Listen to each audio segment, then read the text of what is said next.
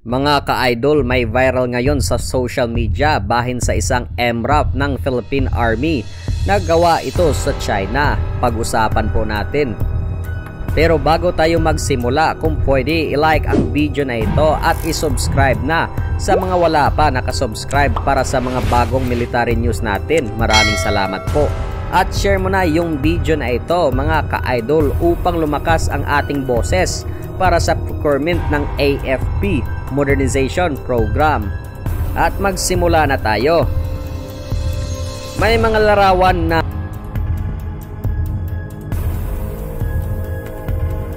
meron na ang Philippine Army na mga bagong MRAP na bigay ito ng China. Pero gaano ba kalakas ang mga MRAP ng Philippine Army na gawa sa China at gaano ba ito kaastig? May quality ba ang mga MRAP na ito? Yan ang pag-usapan natin sa video na ito. So stay tuned. Pero bago natin talakayin ang mga MRAP o tinatawag ito na Mine Resistant Ambush Protective Vehicle ng Philippine Army, ay ano pala ang mga MRAP? Ang MRAP ay isang sasakyan pang militar na kaya ito magdala ng mga trupa at mga materyales na ligtas dahil na rin sa mga armored protective equipment na ito at kaya ito makatiis na mga sabog lalo na sa mga mine nito. At ginamit ito noong Iraq at Afghanistan ng mga Amerika dahil gusto nila na isang sasakyan na ligtas para sa mga mines dahil ang mga Humvee naman ay hindi ligtas sa mga mines at maaaring itong ikinamatay ng mga sundalo nga nasa loob dahil sa sumabog na mine. Ito ay sinimula ang proyekto nito noong 2007 at dahil gusto ng US government na ligtas ang kanilang sundalo dahil sa Iraq War at sa Afghanistan War dahil na rin sa mga maraming mga IEDs na ginawa ng mga kalaban para sa mga sundalo ng Amerika. Pero ang tanong, gaano ba kalakas ang mga MRAP ng Philippine Army na binigay ng China? Ang tawag sa model ng MRAP ng Philippine Army ay ang CS/BP3 Bigfoot na ginawa ito ng Chinese company na ang tawag ay Poly Technologies Incorporated. Ito ay may protection level simula sa 1 to 7 BR o ibig sabihin nito ay may mga ballistic protection level kung gaano ba sila kalakas ang kanilang mga armor laban sa mga sumabog ng mga bomba. Ang salamin din nito ay malakas din at kaya ito ang sabog ng mga bomba. Depende kung gaano kalakas nito. At alam nyo ba mga idol na wala pa tayong mga impormasyon kung gaano ba kalakas ang mga armor protection level na ito?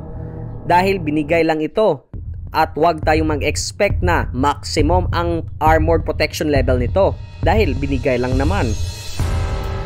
Ang mga feature na ito ay mga smoke grenade na kaya ito i-deploy ang mga smoke grenade kapag ang MRAP ay inambush o hindi na gumagana ang mga makina nito at pwedeng lumabas ang mga sundalo with covering vision pa sa mga smoke grenade. At yan ang feature na gamit ito especially noong Marawi Siege na mayroon daw tangke na hindi na makatakbo dahil sa mga lalim na mga swampy na mga lugar. Gamit na gamit dito ang mga smoke grenade at ang mga MRAP nito ay may 3 pintuan na kaya ito na lumabas ang mga sundalo kung saan saan. At alam nyo ba mga ka-idol na may mga towing equipment ito sa likod at sa harap nito? At ang sabi daw sa article na ito na optional lang po ito at wala tayong impormasyon kung may towing ba talaga ang mga MRAP ng Philippine Army. At hindi tayo mag-expect na meron dahil binigay lang ito hindi ito binili. So hindi tayo mag-expect kung meron ba ito wala. Pero kung meron naman, good news na naman iyan dahil ang towing equipment ay gamit na gamit ito especially sa mga gera. Ang MRAP din ito ay kaya ng 4 kilograms na explosive sa kanyang ibaba ng MRAP. At kung sa ibaba naman ng kanyang gulong ay kaya ito ng 7 kg na explosive. At wala pa tayong mga impormasyon kung gaano kalakas talaga ang mga MRAP. Pero okay ba ito na hindi umabot ng 7 kilograms ang kakayahan nito na makipag-protect sa mga trupa ng mga IED? Pero okay naman ito kung hindi umabot ng 7 kilograms kaysa wala naman. Kayo guys, comment lang down below kung okay la ba kung hindi makaya ng MRAP ng Philippine Army na maka-withstand ng 7 kilograms na mga IED explosive. Comment lang down below. Pag-usapan naman natin ang size nito. May lapad ito na 6,837mm at may lapad nito na 2,546 at ang taas nito ay may 2,750mm na malaki talaga ito na sasakyan. May bigat ito na 14,000 kilograms na malakas talaga ang sasakyan nito dahil na rin sa mga armored protected shell na mabigat talaga ang mga ito. May payload ito na 3,200 kilograms na kung tutuusin ay malakas na ito. Ang engine na ito ang pinaka-importante na may engine power output nito na 250 horsepower at may maximum torque nito na 1,100 nanometer. Kung iisipin, malakas talaga ang sasakyan na ito. Ang maximum road speed nito ay nasa 1,110 km per hour at ang road range nito ay nasa 800 km. So ang taas pala ang abot nito ng MRAP. Kaya ito magdala ng 10 katrupa na may 2 crew na in total ay may 12 ito sa loob ng MRAP. Ginagamit ito sa China na may 11 sila na mga ganito at sa Kenya naman na may 26 ka mga MRAP na gawa ng China. So in total ay may mga 40 na mga sasakyan ang ginagamit ng mga Bigfoot na MRAP sa buong mundo. Hindi pa kasali dito ang Pilipinas. Kung iisipin naman, hindi pa ito combat proven kung gaano ba kalakas ang mga MRAP na ito.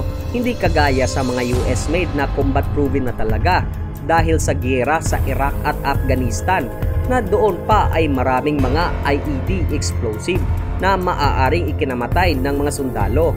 Pero okay naman ito sa atin dahil bigay lang naman ito at hindi tayo mag-expect na the best talaga ang binigay. Pero okay na ito kaysa wala. So in short, salamat pa rin China sa inyong mga tulong.